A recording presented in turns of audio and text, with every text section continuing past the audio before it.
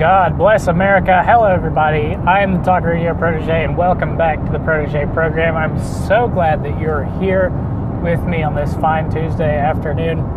If you enjoyed this video, please feel free to hit that subscribe button, share, maybe even leave a like and a comment. Today's topic, Betsy DeVos's Title IX proposition, or more specifically, 2 stories concerning Betsy DeVos's Title IX interpretation. And we're going to begin with this one because it comes with a video that I've preloaded of her remarks that she made back on September 7th. This story is written by 2 women. I'm not going to try to pronounce their names at this point. And they decided that these were the, key moments. The key moments from her remarks. So we're going to go ahead and give that a listen at this time, making some interjections to comment as we go. So here we go. One assault is one too many. One aggressive act of harassment is one too many. One person denied due process is one too many. Okay, Betsy, you were doing just fine with the PC people, and then you said one person denied due process is one too many. This is the current political climate that we live in. Remember when Trump condemned the violence that happened at Charlottesville and didn't specifically name, the white supremacists, but condemned also Antifa, he was castigated and dismissed in the media. And Betsy DeVos's entire speech is going to be castigated and dismissed because she said one person being denied due process rights is one too many, even though she said that one person suffering sexual harassment is one too many. There is no way to avoid the devastating reality of campus sexual misconduct. Lives have been lost. Lives of victims and lives of the accused. And I'm not sure if she means literally lives have been lost. I'm not sure how many sexual assaults and sexual violence crimes end in murder. I'm not sure how many accusations of sexual assault and violence end in suicide or murder or some other loss of life.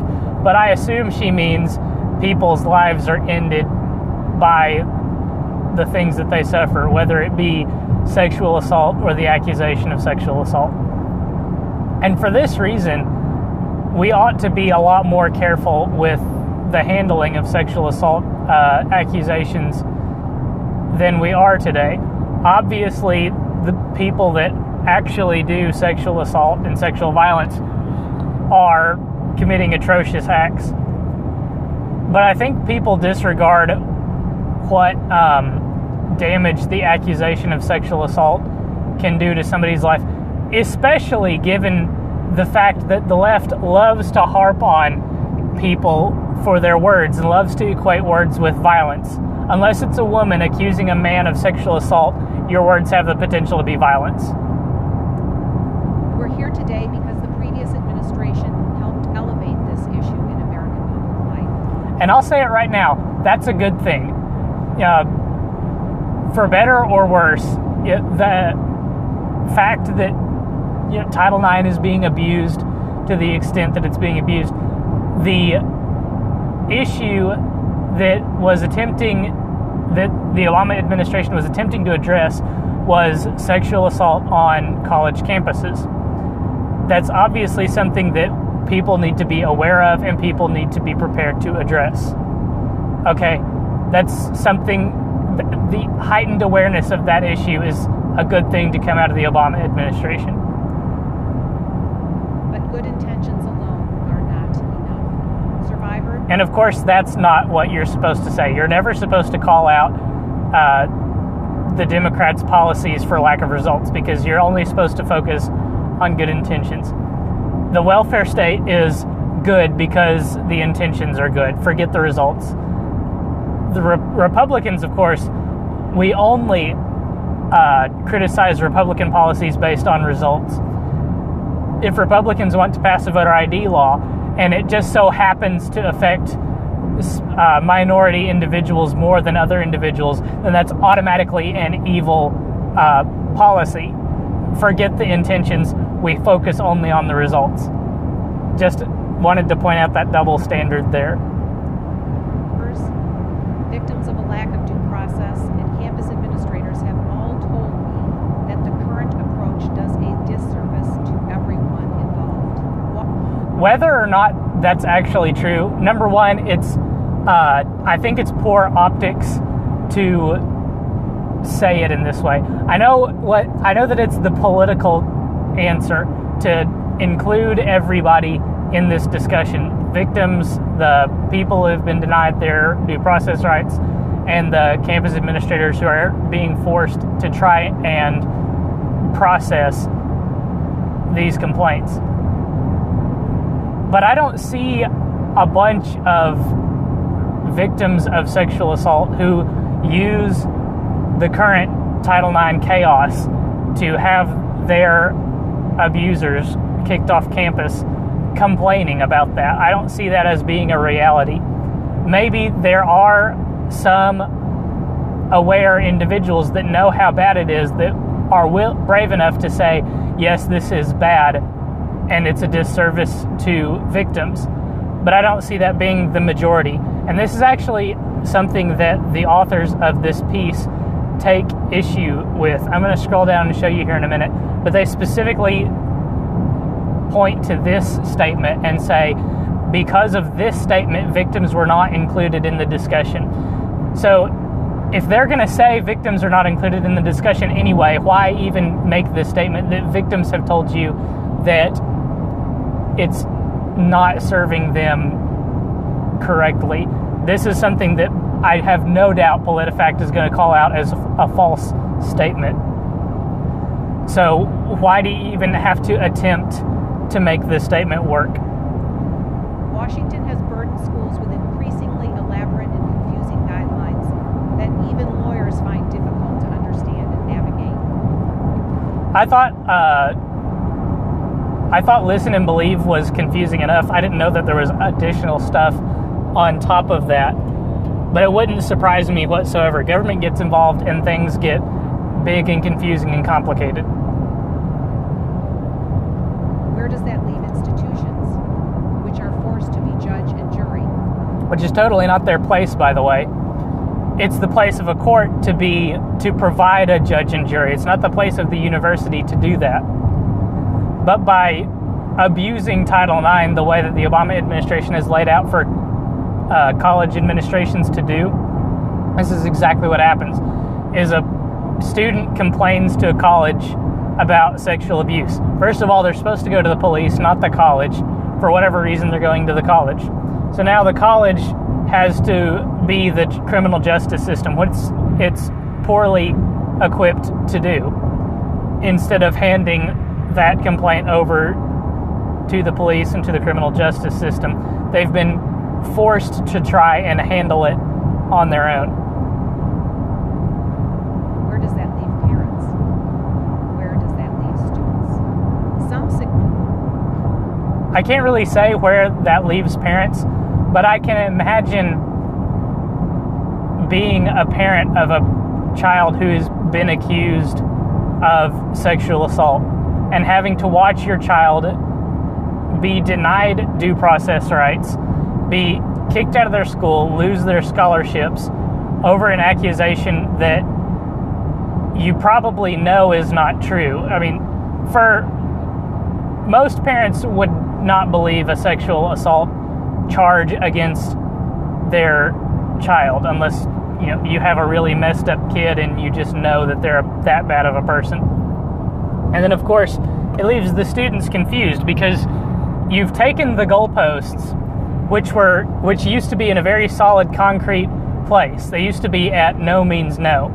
And you've taken them and moved them around so much and continuously that students never know when they might cross a line.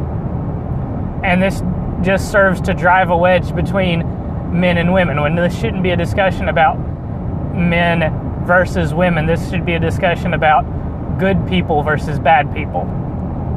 Suggest that this current system, while imperfect, at least protects survivors and thus must remain untouched.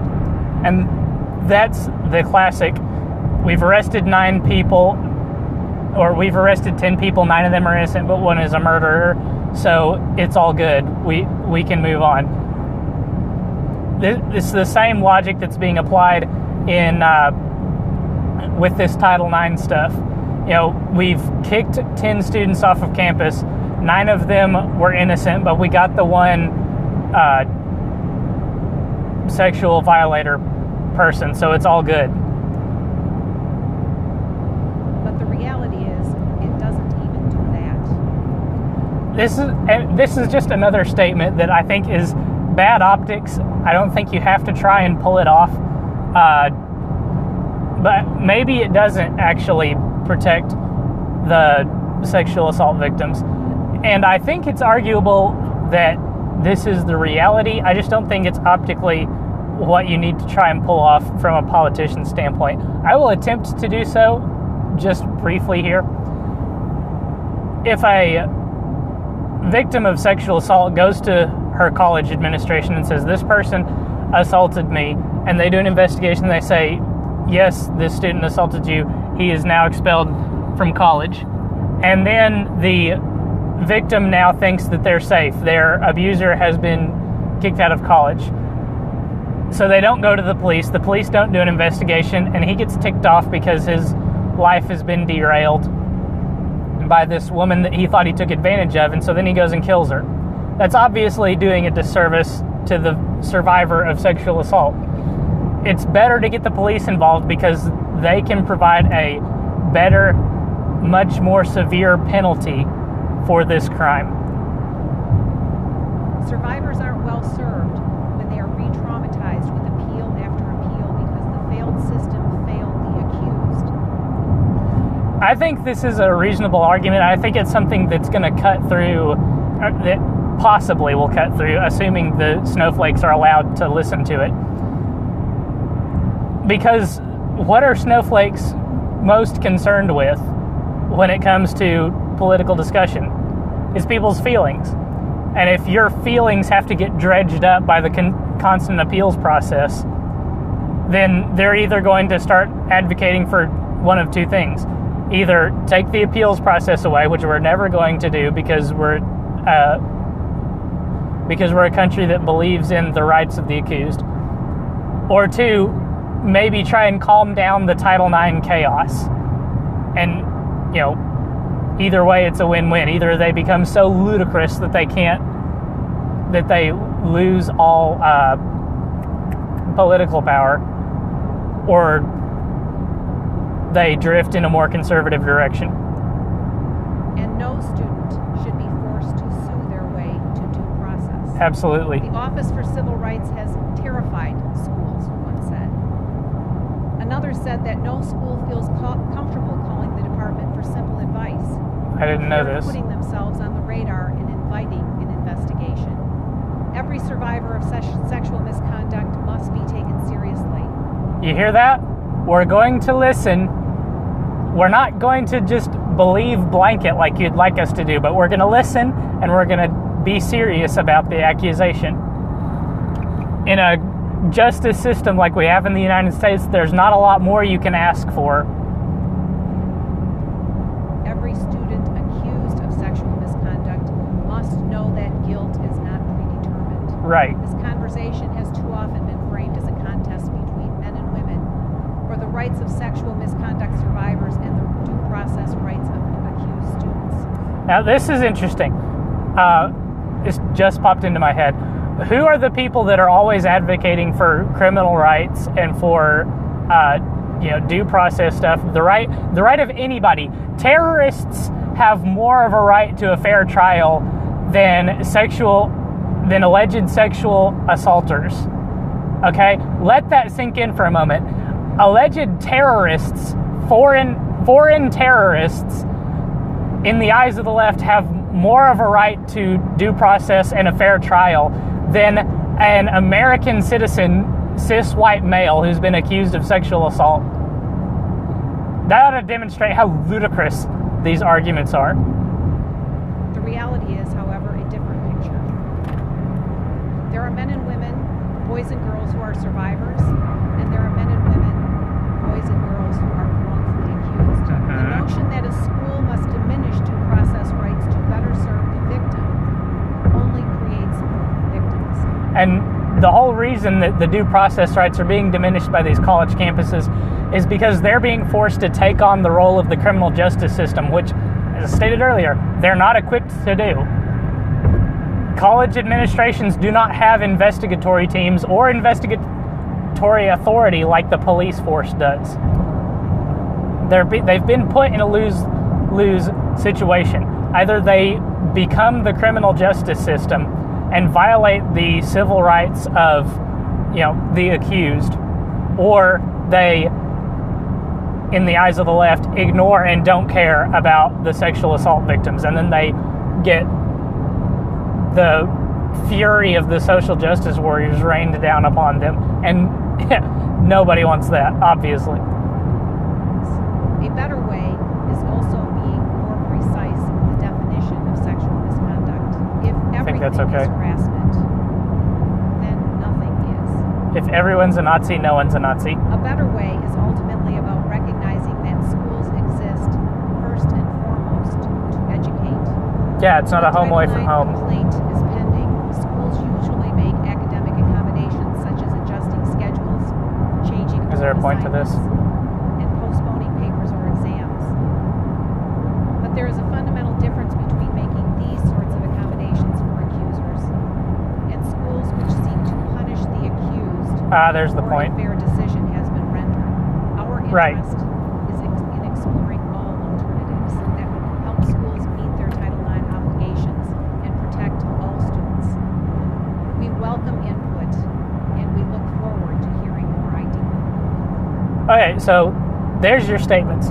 I don't think there's anything necessarily totally unreasonable that was said there.